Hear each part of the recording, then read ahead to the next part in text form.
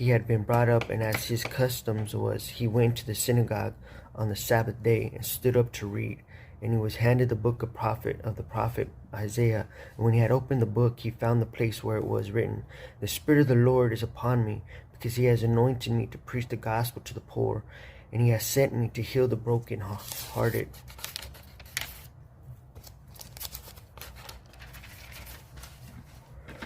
to proclaim the liberty to the captives, and recover the sight to the blind, to set at liberty those who are oppressed, to proclaim the acceptable year of the Lord." Then he closed the book and gave it back to the attendants and sat down, and the eyes who were in the synagogues were fixed on him. And he began to say to them, "Today the scripture is fulfilled in your hearing." So all bore witness to him and marveled at the gracious words which proceeded out of his mouth. And they said, "Is this not Joseph's son?" He said to them, "You will surely say this proverb to me, 'Physicians, heal yourself. Whatever we have heard done in Capernaum, do also here in your country." Then he said, "Assuredly I say to you, no prophet is accepted in his own country.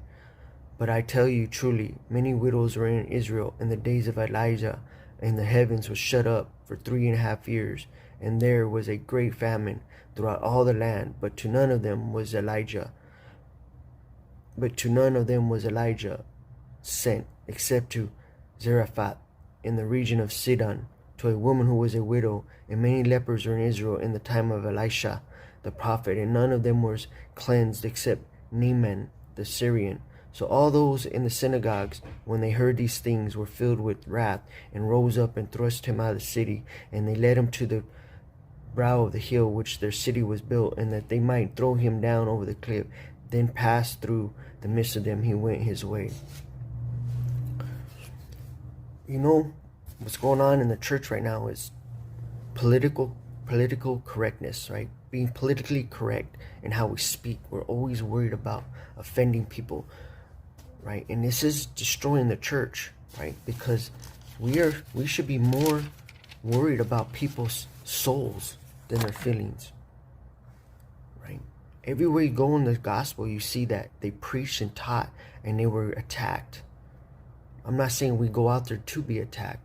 I'm not saying that's the purpose. The purpose is to go and be attacked.